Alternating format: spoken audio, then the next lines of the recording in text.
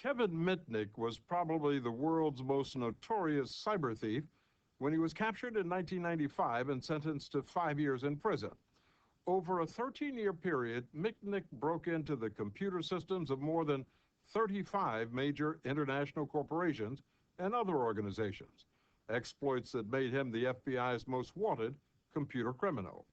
When we first sat down with Mitnick in January of 2000, just before his release from federal prison, he told us that he saw himself not as a devious criminal, but more like a merry prankster. I saw myself as an electronic joyrider having a great time on the information superhighway.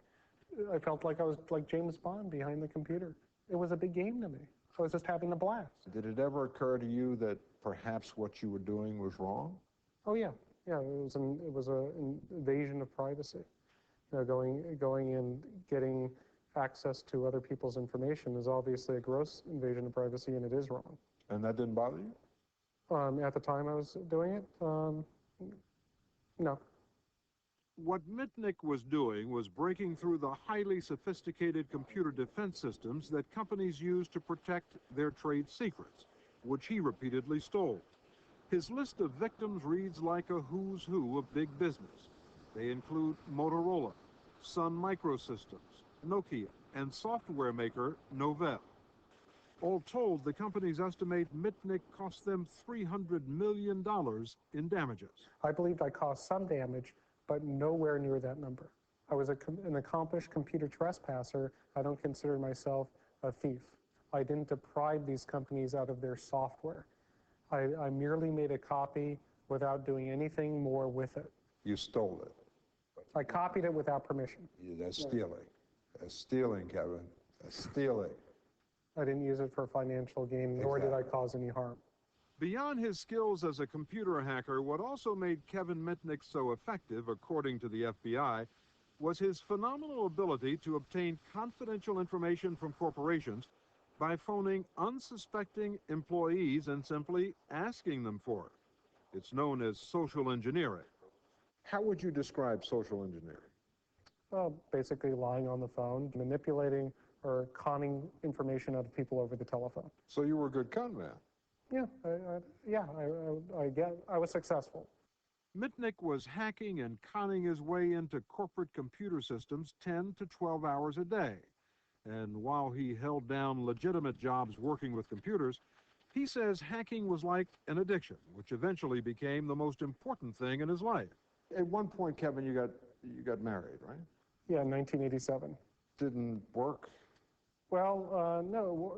I mean, initially it was great. You know, I loved her very much. But you know, what really broke up the marriage was I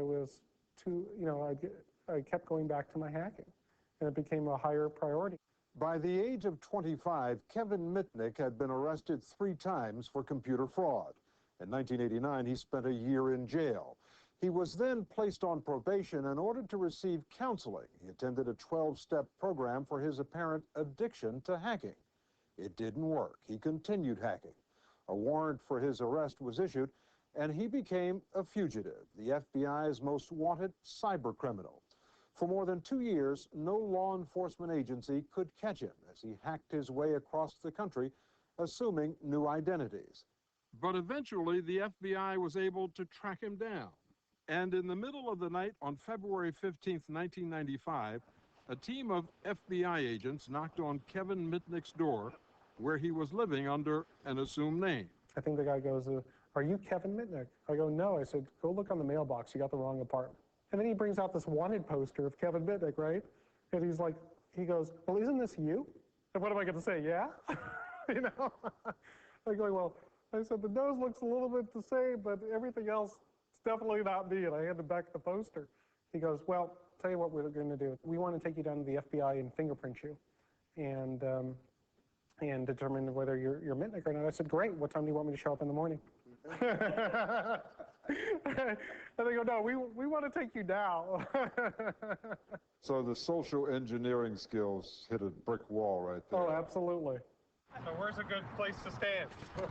Soon after we spoke to him in January of 2000, Mitnick walked out of jail a free man after having served almost 5 years. Right over here? Okay.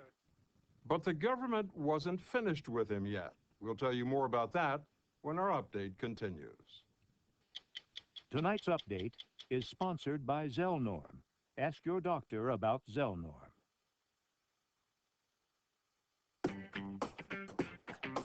Millions of women have tried fiber, even laxatives, but they didn't go far enough to help all their symptoms. If you have recurring abdominal pain or discomfort, bloating, and constipation, you may have IBS with constipation.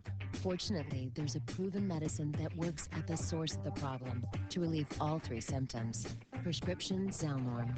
Unlike fiber and laxatives, only Zelnorm helps coordinate the nerves, muscles, and fluid in your GI tract so it starts functioning more normally, and you can start feeling better.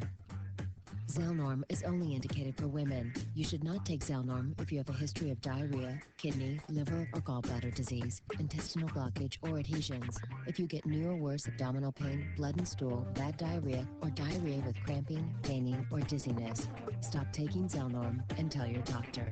Ask your doctor about getting relief with Zelnorm. Zelnorm, be yourself again. As part of his probation, Kevin Mitnick's access to computers was severely restricted. His career prospects were uncertain. That is, until the federal government came looking for him once again. But this time he had no reason to run because they wanted his help. My name is Kevin Mitnick. I appear before you today. I was released from custody January of 2000. Just a few months later, I was invited to testify before Congress. What you're telling us is that all of our systems are vulnerable, both government and private. Absolutely. And after that, a lot of businesses, I guess from seeing me on C-SPAN, were interested in having me speak about security. And so a new career was born. This is a video Mitnick uses to market himself to potential clients. But as a lot of you probably already know about my past, I was involved in computer hacking. The purpose of my public speaking is to raise awareness to what the security threats are, how the bad guys operate, and what you could do to protect yourself. There's the old adage, it takes a thief to catch a thief. Mitnick maintains he no longer does any illegal hacking, but that hasn't stopped him from playing a hacker on TV. We had Kelvin give someone access to a bogus website. Appearing on an episode of Alias. And in real life, Mitnick freely admits that he's still breaking into other people's computer systems. But these days, he insists it's by invitation only, and it's legal. I'm an ethical hacker today.